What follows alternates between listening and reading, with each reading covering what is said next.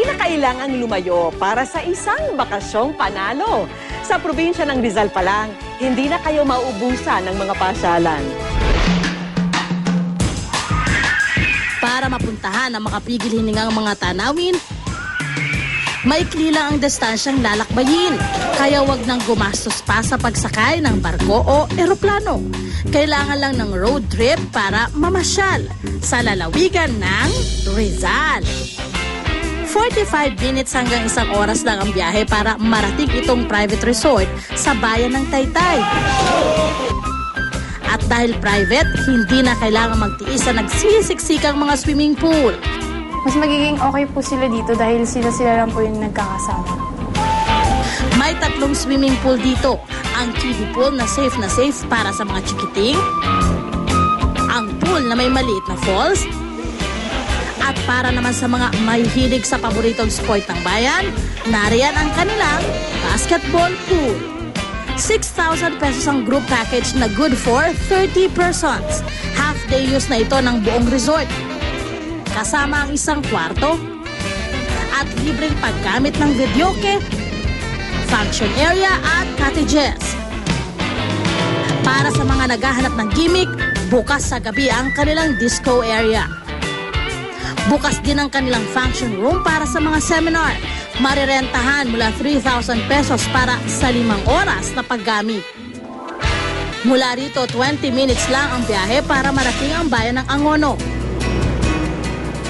Dito namin natagpuan ang kainan na sa pangalan pa lang, talaga namang bagong-bago na ang dating. Ang aming tagline for ang Nyuno, built by passion, feed your senses. Tampok sa restaurant ang iba't ibang works of art mula mismo sa local artists ng Angono, ang tinaguriang arts capital ng bansa. Bukod sa mga painting, meron ding mga wooden sculpture at mga higantes maskara. For sale ang mga ito, perfect na souvenir ng inyong bakasyon.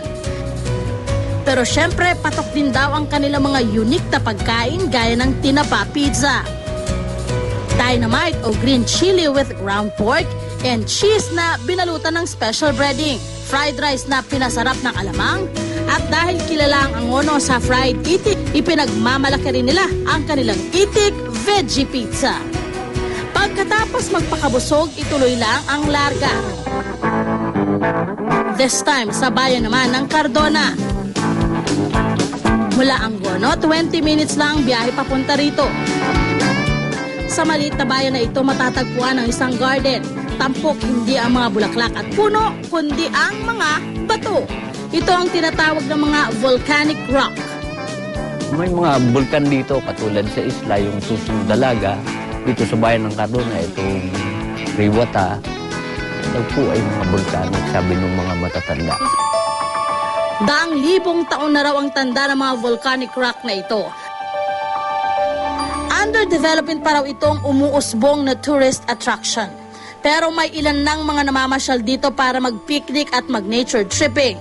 Dagdag attraction din daw dito ang overlooking view ng Laguna de Bay. At ang good news, pwede itong bisitahin ng free. Kailangan lang humingi ng permiso mula sa lokal na pamahalaan.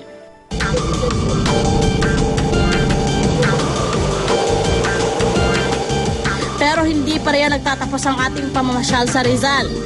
Sa aming pagbabalik, ipakikita namin ang isang tagong paraiso sa lugar na ito.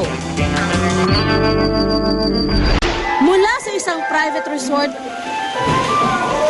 at kainan na pinamumugaran ng art, hanggang sa isang garden na puno ng ancient volcanic rocks, talagang maraming pwedeng diskubrehin dito sa Rizal.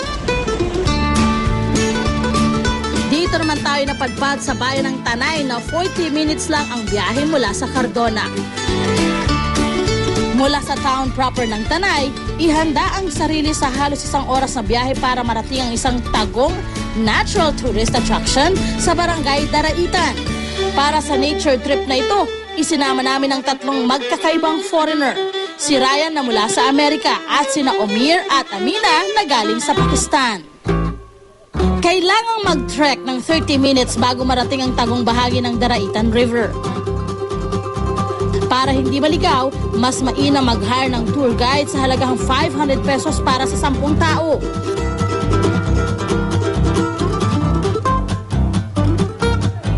Kung inaabot kayo ng uhaw sa paglalakad, huwag mag-alala dahil sa bandang dulo, matatagpuan ang Tinipak Spring. Ang Tinipak po ay nabuo ito sa yung tipak ng bato.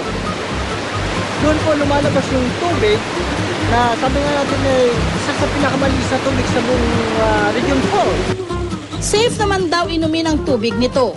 Extra refreshing pa dahil sa natural nitong lamig.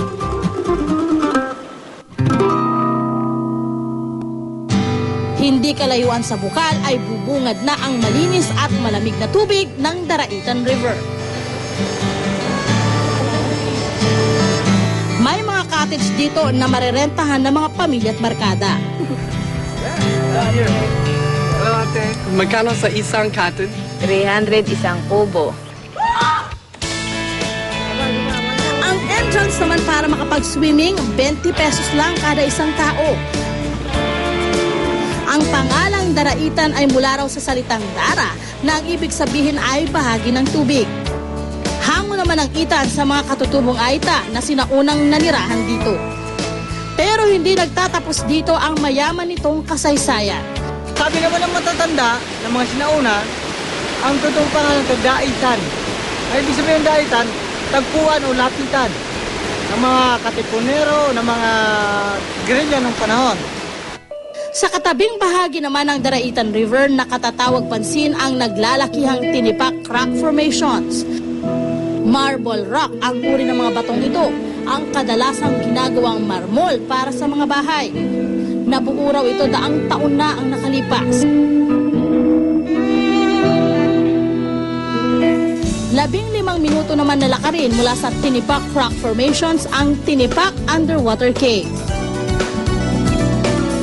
Katabi nito ang gahiganting puno ng balete na 107 years old. Sa kuweba na ito, nagtago ang mga Hapon noong World War II. Buti na lang at napreserba ang kaayusan nito at natural na ganda. I think sir, mga half kilometer ang nararating pa lang. Sulit naman ang paglalakad dahil sa dulo makikita ang isang natural spring water pool. Sa lamig ng tubig, siguradong tanggal na raw ang pagod ninyo. Ito dito ay maganda, mura, and malinis. Oo, nakaka-surprise na wala pang nakita sa ganda ng Pilipinas kasi puro lahat sila nakatago lang. Kailangan lang nahanapin mo sila. It feels good na we are one of the first persons to discover the undiscovered place, I mean, yeah. Sa layo at gastos, hindi nyo na kailangang ma-stress. Dahil sa probinsya ng Rizal, may mga pasyalang hindi pa gaanong alam ng karamihan at naghihintay lang na inyong mapuntahan. Really more fun in the Philippines.